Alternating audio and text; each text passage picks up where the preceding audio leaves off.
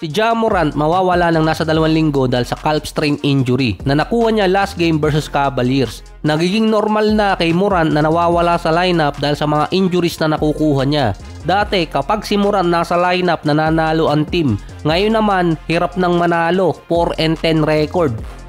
At least kasama ng Memphis ang Clippers, Dallas at Sacramento sa ibaba. Lalong lumalakas ang mga trade discussion kay Morant ngayon. Nasa almost 1 month na lang, December 15 na, ito yung time na mawawala ang restriction sa ibang player. Ang Minnesota pa rin ang team na frontrunner or interesado kay Morant dahil sila yung naghahabol na makapasok ulit sa West Finals at ang dami ring team ngayon na kulang ng point guard. Tinest na ng Minnesota kung anong trade package ang gustong makuha ng Memphis kapalit si Morant. Base kay Jake Fisher para makuha ng Minnesota si Morant ang pwedeng maging kapalit either si Gobert, Randle or kaya si Jaden McDaniels para lang umabot sa salary contract. Kailangan pa magsama ng ilang player ng Minnesota katulad ni Rob Dillingham at Terrence Shannon Jr. Mababa din naman kasi ang presyo ngayon ni Morant sa trade market. Ang Minnesota yung isa sa mga naghahabol. Saka kailangan lang din ng point guard ng Minnesota, bakit hindi pa si Holiday ang habulin, ang pinaka-best na option ngayon. Naiba niya kasi yung direksyon ng Portland ngayon at lumabas pa na panalo sa trade yung Portland kontra dito sa Boston. Mababago din niya yung sitwasyon ni Randle, Edwards at McDaniels. 2 sunod na taon na nakapasok sila ng West Finals para may kulang na missing piece sa lineup nila. Si Holiday naman nasa 1 or 2 years pa ang magandang taon at tumataas pa yung value niya sa trade market. Ngayong season meron siyang 16 points, 5 rebounds at 8 assists per game. Andun pa rin na isa siya sa best two-way guard. Ang Minnesota hindi naman kailangan ng isang high scorer guard katulad ni Morant. Mas mababa din ang kontrata ni Holiday, kaso nga lang mas mataas yung value niya sa market.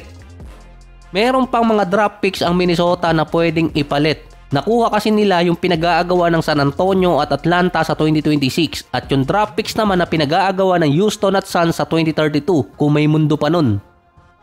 Unahan na lang din ng Minnesota at Houston kung sino ang makakakuha kay Holiday dahil based sa mga insider, pinapataas lang ng Portland yung value ni Holiday until dumating yung deadline.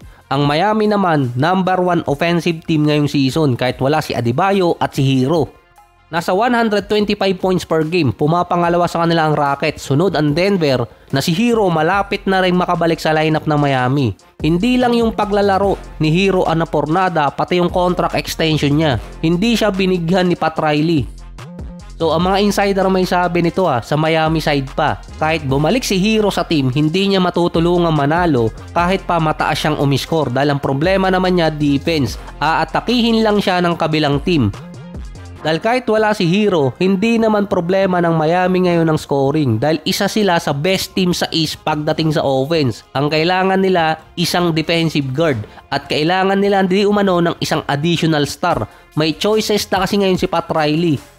Ang Miami ang merong top 12 unit kahit wala si Adebayo at si Hero. Hindi bumababa ng 100 points ang kanilang score kaya masarap tayaan ang Miami sa over and under. Kahit kulang ng star, mataas pa rin ang chance. Merong mga insider na nagsasuggest na i-trade si Tyler Hero kapalit ni Ja Morant. Nasa prime pa rin naman ngayon si Ja Morant, kaso nga lang tinatamad na wala na kasi yung joy, saka hindi na rin siya fine in the West. Ang isa pang suggestion doon, ipadala sa Minnesota kapalit ni Naz Reid. Point guard ang hinahanap ng Minnesota at ito si Hero. Ang hinahanap naman ng Miami, defense, lalo na isa rin namang consider na big man si Naz Reid at may depensa. Si Victor Wembanyama mawawala ng ilang linggo. Nasa multiple weeks ang sinabing recovery time. So kapag lumagpas ng isa, marami na. Na-injured si Wemby sa game versus Golden State. Pinasayaw ba naman ni Steph? Sinabi ng isang insider na posibleng bumagsak ang San Antonio sa standing dahil sa pagkawala ni Wembanyama. Ang taas pa naman ang chance nila ngayon na makapasok ng playoffs. So may isang team na pwede makasingit sa San Antonio dahil sa pagkawala ni Wemby ay wala pa rin si Dylan Harper. Sinabi naman ng isang insider pa, hindi naman talaga injury prone na player si Wembanyama, hindi lang siya built na pangmatagalan sa NBA.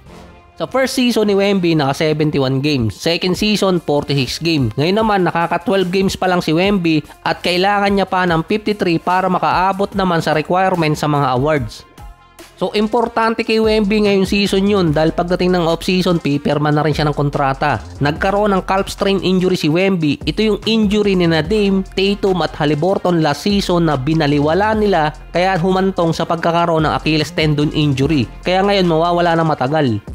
Based naman sa mga report, inaalaga ng San Antonio na hindi magaya si Wemby sa ibang player last year. Based din kasi sa isang write-up, prone si Wemby sa Achilles tendon injury. Parang katulad dati kay Kevin Durant dahil nga mahaba yung binte tapos skinny pa.